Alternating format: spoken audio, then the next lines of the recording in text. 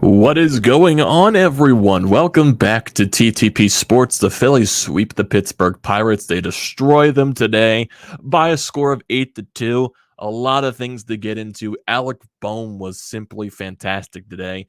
After last night, his hitting streak was snapped. He went hitless yesterday. He follows that up by going 4 for 5 with a solo bomb. My God, he was really mad about not getting a hit yesterday that he followed it up by almost going 5 for 5. My goodness, Alec Bohm has been on another different whole other kind of level this entire month of July. Sadly, now the month is going to be over, but Alec Bohm was one of the best hitters in baseball this entire month, hitting above 430. And man, the way his swing is when he is on, it is such a sweet swing. Such a sweet swing.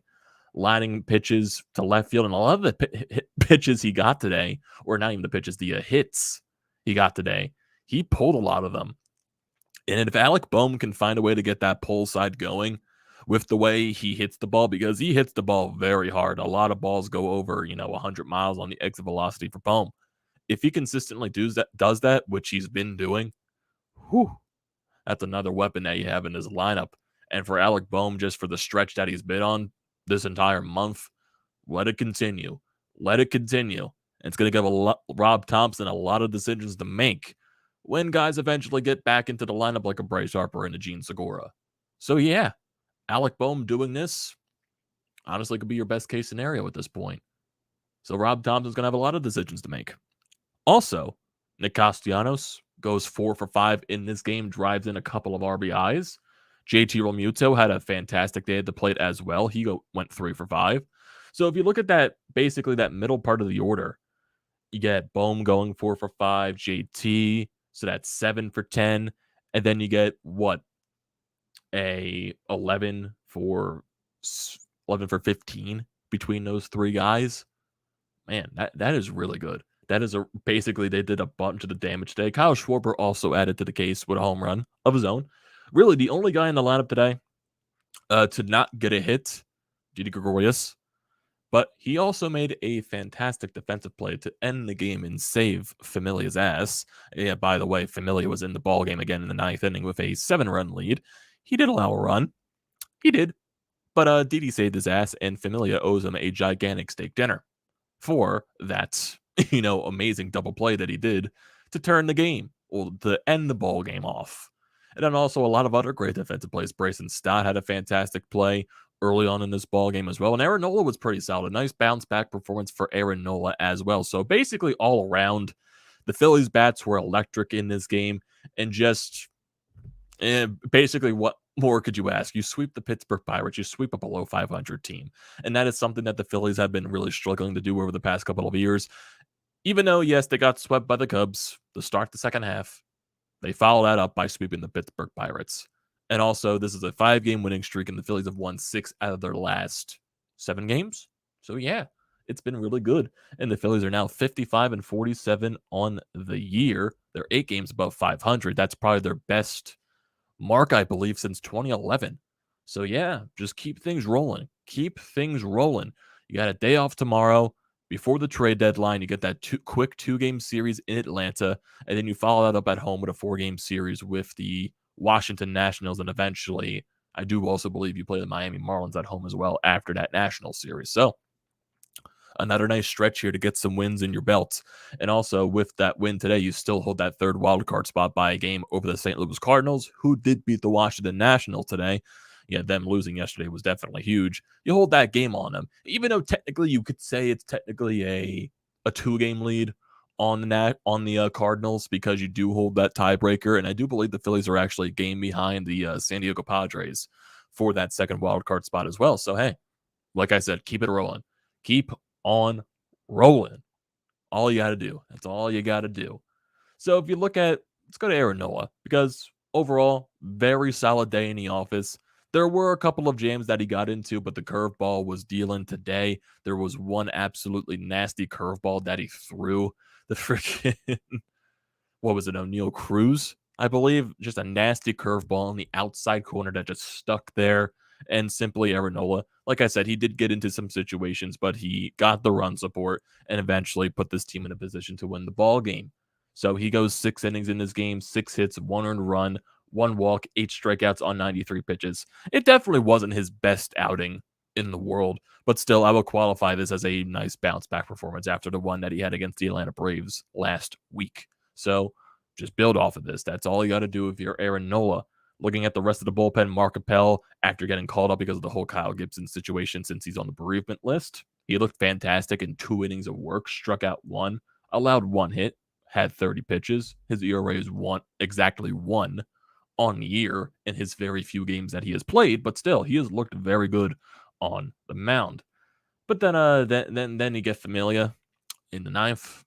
Again, Rob Thompson going back to that. Well, not going to lie, he had us in the first half because leadoff single and then a walk and eventually an RBI. He did get a pop-up, and then he did get that amazing play by Didi Gregorius to save his ass.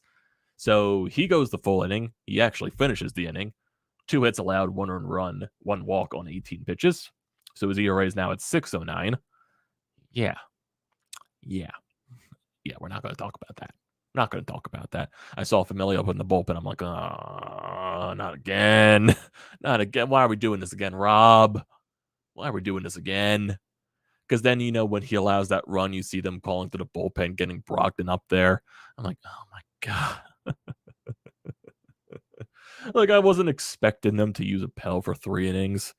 But use another guy, man. Use someone else over Familia.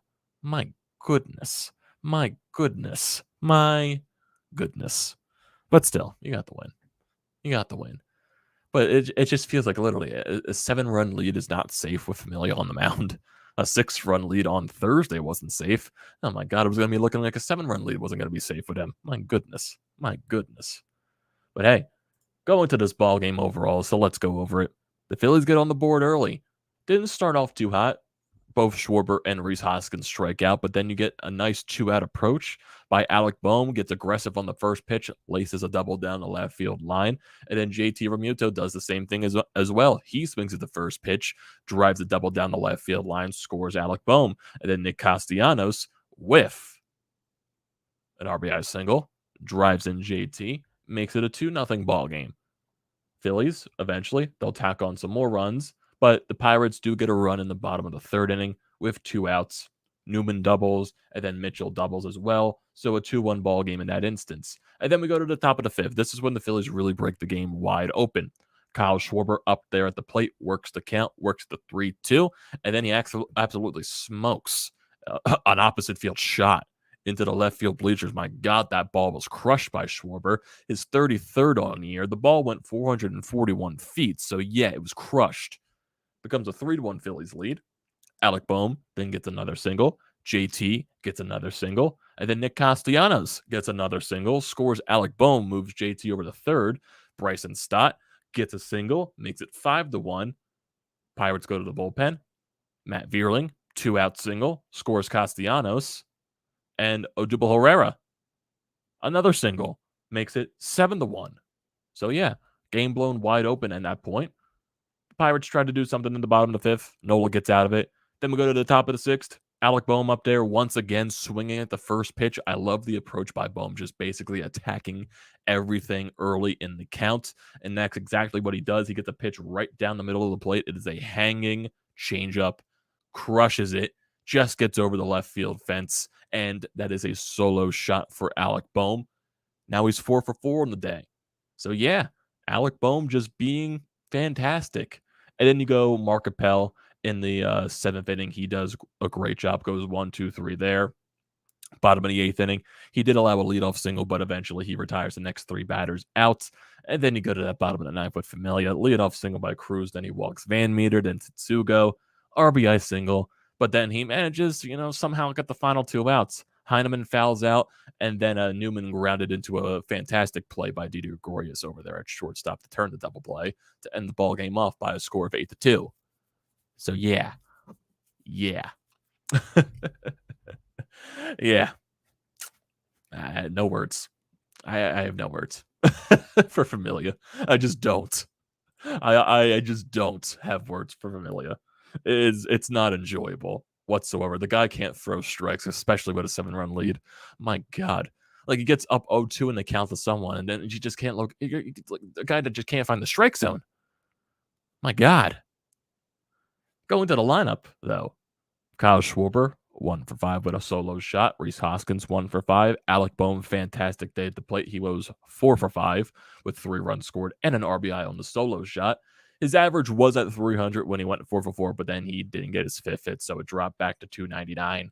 So, but still, overall fantastic. JT Realmuto, 3 for 5 on the day with an RBI and 2 runs scored. His average is jumping up now. It's at 264. So JT starting to wake up at the right time, which is nice to see. Nick Castellanos could have 4 for 5 day, even though all 4 of the hits were singles.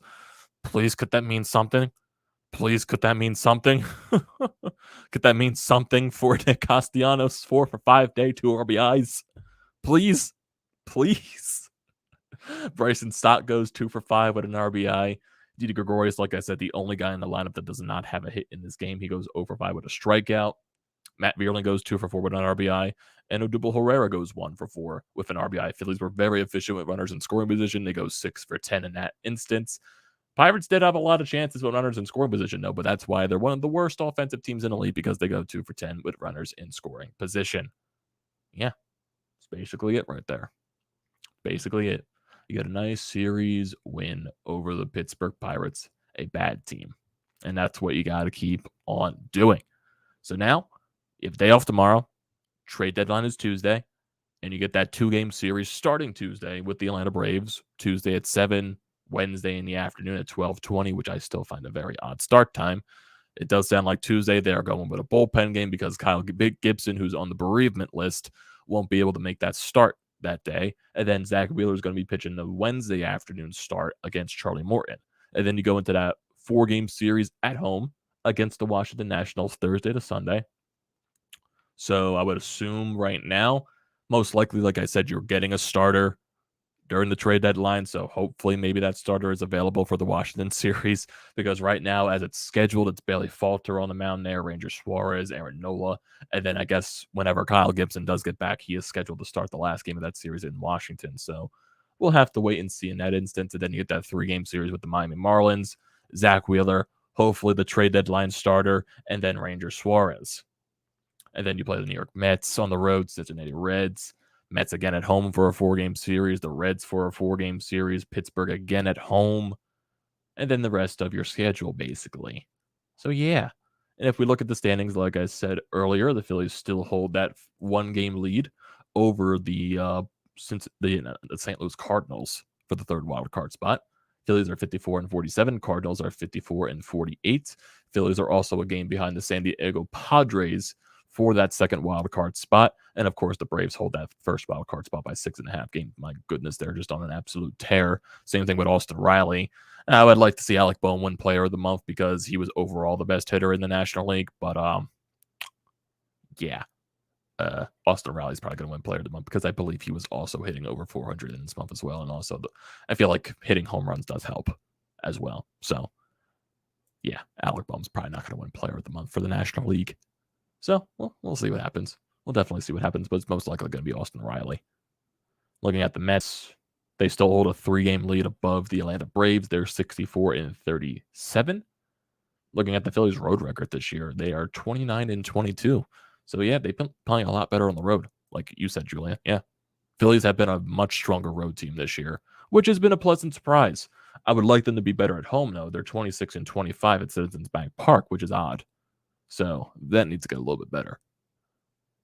But it has a chance to get better when you're playing the Nationals this week. So it does. It does have a major chance to get better there. But yeah, overall, nothing more you can ask for here.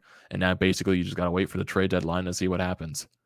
Most likely, like I said, the Phillies are going to get a starter. I would be surprised if Dave Dombrowski does not get a starter, which he said he's going to. So you basically got to wait and see who it is. Like, you know the names out there. You know Syndergaard's out there. I heard, who was it from the Cincinnati Reds that could be traded at the deadline? I'm trying to remember his name. It's not coming to me right quickly. I'm trying to find that tweet from one of the MLB insiders, the main guys there. That's a Juan Soto post. Oh, here, Tyler Mayhill from the Cincinnati Reds could be a guy that could be traded as well. Could be on the maybe could be something, but this is from Matt Gelb saying that the Reds are putting a high price on him, and that the Phillies do not offer one of their top pitching prospects out here. There's also something right here from Jason Stark talking about teams that have talked to the Phillies say they have backed off. They have backed off on bullpen and are shopping for a starter who can start a playoff game. They have been in on Syndergaard and Mayhill. He's heard them connected to Quintana, but like last year, Dave Dombrowski values control over rentals. And then Jason Stark followed that up saying he's also heard from multiple people that the Phillies have just said no on two of their top 100 pitching prospects, Painter and Bell, but are also on Griff McGarry, Ben Brown, and Logan O'Hoppe. Hard to see how they can trade for a game 3-4 type of starter without including one of those. That just sounds like it's blowing smoke a little bit on those other guys like Ben Brown and a Logan O'Hoppe. I feel like, as you get closer to the trade deadline, prices do start to go down a little bit. It's basically that's how weak of the market. That just basically shows you how shitty of the market it is, because when how last year Max Scherzer's on the market, and then you don't get that haul like a Luis Castillo got from the Mariners. You just don't see that if a better pitcher is on the market. The market is so bad this year that teams are going to be asking a lot for 3, 4, 5 type of starters and stuff like that. Even the fielding market isn't that big this year either. But Dave Dombrowski right now, he's playing chess and he's making his moves. We got to see how that works. I do believe he's blowing smoke a little bit. I do think he's going to have to part with at least one of these guys, like more on the side of a McGarry, Ben Brown, and a Logan O'Hoppe to get one of these starters. We all know they're not trading Painter and Abel. That's not going to happen. So basically expect one of those other three guys to go. I would more lean onto the side of Ben Brown and Logan O'Hoppe possibly as the guys that could possibly be moved.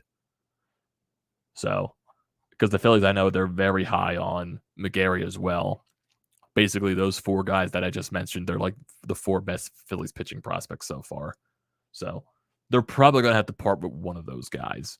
And especially if you're getting a guy that has control, I wouldn't mind parting with, like a Ben Brown or something like that. I wouldn't mind that whatsoever. And also, Alec Bohm finishes the month of July with a .434 batting average. So, yeah, really good by Alec Bohm there.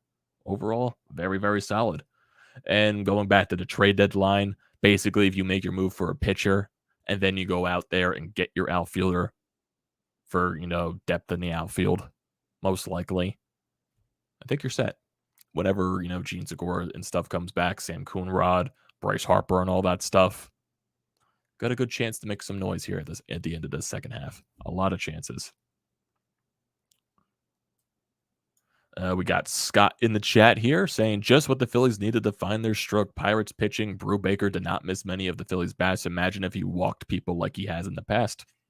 The biggest storyline is we survived the Familia appearance. His trade value just went up. Deal him. Oh, God. Let's show some love for Familia. Get him a save. Give him a save. Memo to Rob Thompson. You cannot pitch Familia in close games. You cannot pitch Familia in routes or on days in the week that end in Y. If Familia is on this team next series, an MLB investigation should be launched. Michael said, step to a playoff burst. 1, release Familia. 2, add a starting pitcher and a center fielder. 3, get Segura back. 4, get Bryce Harper back. I love how 1 is always release Familia and you're a playoff team. Don't know how they can keep this guy Familia over Appel. It's major question mark. You make $6 million. I feel like that's the answer. Sadly. Sean Fitzpatrick, Amadeo could pitch better with his feet than Familia. Oh my God. Maybe. I wear a size 13 shoe. Maybe I can throw maybe a good old 70-mile-an-hour fastball. Maybe. Not even. They gave up 12 runs in the series. Familia gave up 6 to them in not even 2 innings. I mean, what more does Thompson need? Yeah, I don't know, Julian. I don't know, man. Bring back JD Hammer. Is he even on the Phillies anymore? Like, is he injured or is he even in minor leagues this year? I feel like he's not in the Phillies system anymore. He's with the Rockies now. He's with the Rockies. He's pitched in 40 games this year for Colorado. He is 2-1 with a 4.38 ERA. So sadly, no more JD Hammershaw. Phillies also made Kevin Newman look like Jeff Kent in the series. Yeah, Kevin Newman was just, for some reason, not able to get out. I don't know why. Hoping to at least split the Brave series, come out of Atlanta with at least one. Yeah, exactly. That's all I'm hoping for at this point.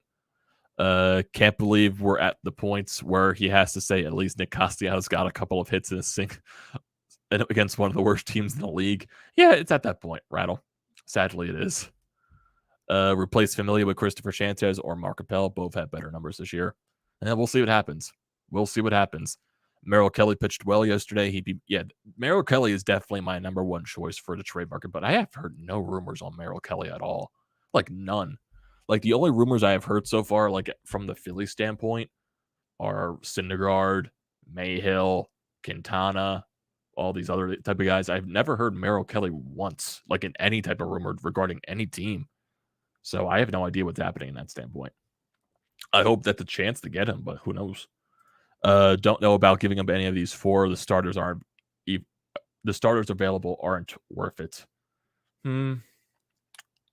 That's a good, yeah. Like, I think that's what Dave Dombrowski is trying to do right now, like blowing smoke and playing chess.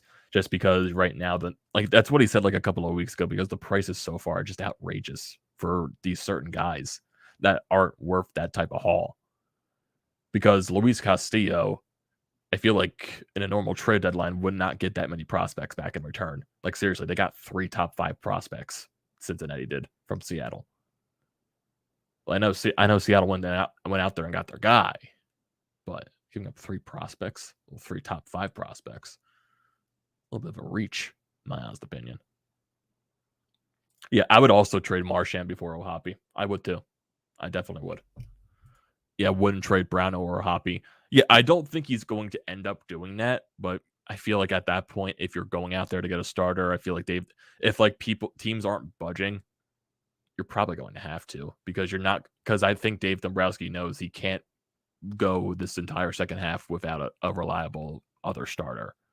Like, he knows he can't be constantly throwing out their belly falter. He knows he can't do that. So who knows what's going to happen? Will he end up not having to trade any of these top prospects? We'll just have to wait and see. I do feel like Mickey Moniak is going to be one guy that's moved, though. I think Mickey Moniak could be moved. We just got to wait and see what happens. That's all we got to do at this point. All we got to do. I'm trying to see if there's any other rumors here as well. Oh, boy. Tuesday, Nick Nelson will start the bullpen game in Atlanta. Oh, God. That's not a knock on Nick Nelson, but yeah, bullpen game. Again. I feel bad for Kyle Gibson now. Sadly, he can't make that start because the bereavement list. Family member passed away, so hopefully just everything is okay with him. But sadly, you got to go for a bullpen game now. Sadly. Bullpen game against the Atlanta Braves. Oh boy, I can't wait to see how that goes. Bats are going to have to be even more electric than they were today, honestly. Because if I look at what Tuesday start, who was pitching for the Braves that day? Who was pitching for the Braves? Oh boy, Spencer Strider. Oh boy. He faced him last time out, and he was amazing. He was amazing that day. So yeah, maybe get a little revenge off Strider. That'd be nice. When Segura returns, who is the odd man out? That is a good question. I know they sent Camargo down because they traded for Sosa. There's going to be definitely a question mark here because they're not going to bench Stott. They're just not. Because Stott overall, I feel like has been a lot better than Didi. Wasn't Appel originally a starter? They've been using him a lot in the minor leagues as a bullpen guy. I don't think he started a game in a while because he did also take a year off from baseball. A year or two off from baseball. Then he eventually came back and he transferred to the bullpen. So I don't think they want to do that at that point. And if you're throwing Mark Appel out there as a starter, I know he's been pretty good as a bullpen arm, or really good actually as a bullpen arm since coming up. I don't think they're going to want to force that on him. I feel like that's way too much to ask of him. So Dave Dombrowski is going to go out there and get a starter. So we're just going to have to wait and see. But going back to the odd man out, it's tough It is so tough because you know I'm not sure what they're going to do. I really am because you can't bench Stott and you're not going to send him down because Didi's bat hasn't been good this year, but his defense has been really good. I don't know what you do. That's why Rob Thompson makes decisions. That's why he does. I'm not. Well, I think for the reason of Sosa has an elite glove. I know Camargo's defense was really good, but Sosa, I feel like is 10 times better than Camargo's defense. Also, you can use Sosa because he has speed. You can use him as a pinch runner and all that stuff. Sosa's not going to be a guy that's starting. He's not. He's going to be basically what Camargo was, a spot starter, when occasionally he needs to be in the lineup. It's not going to happen constantly, especially with Segura coming back. So I don't expect that to happen at all. Like if you give a day for if Bohm gets a day off at third base and he's a DH, that's probably a day you see Sosa in the lineup. That's probably something that's going to happen, but you're not going to see it every day. You'll see it like maybe once a week or something like that. Maybe not even. So you're just going to have to wait and see. Most likely he's a defensive replacement type of guy in the late part of a ball game, pinch runner type of guy. So you just got to wait and see what happens. Nick Maton may factor into the infield. Nick Maton could be a trade piece too. You never know. That, like I said, that's a big decision that this team has to make. Is Didi the odd man out? Because they're not just going to bench Stott. That's not going to happen. You can't do that to a guy that's been playing every day, basically, since the Segura injury. And just say, okay, thanks for replacing Segura, kid. Back to the bench you go. I don't think that's going to happen. It's a big decision they got to make. Big decision. I don't know how it's going to work, but they'll have to figure it out. You're going to have to figure it out. Anything else here in regards to rumors? I feel like there's not going to be a trade that happens today. I feel like we're going to wait till tomorrow, most likely, for a trade. That's just my honest opinion on how things are going to go down in terms of everything. Because, one, the Phillies still need to go out there and get an outfielder. So I feel like right now it's the starting pitching that's really like causing troubles right here just because of the overreach of value right here in everything. It just sucks that the market is so bad this year with everything. So, yeah. That's basically where we stand. Series win, series sweep. And now you're in the trade deadline. And got to figure out what pitcher you're going to get. Are the Phillies going to go out there and get Syndergaard? Are they going to go out there and get a Mayhill?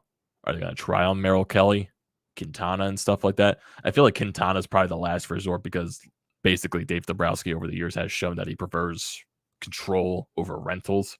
So I think Quintana is like a last resort type of guy. I feel like more, not sure actually. I would prefer Merrill Kelly over everyone. So, yeah, you have to play Stott. You have to play Stott. Oh yeah, Quintana's not going to cost that much from Pittsburgh, but I think the problem is that's pushing the Phillies away. Is he's basically would be a rental, and Dave Dombrowski has been preferring guys with years of control. That's what he did for Kyle Gibson last year. Kyle Gibson had the extra year on his contract going into this year. So that's an option. Plesac has also been mentioned in rumors. I forgot about him.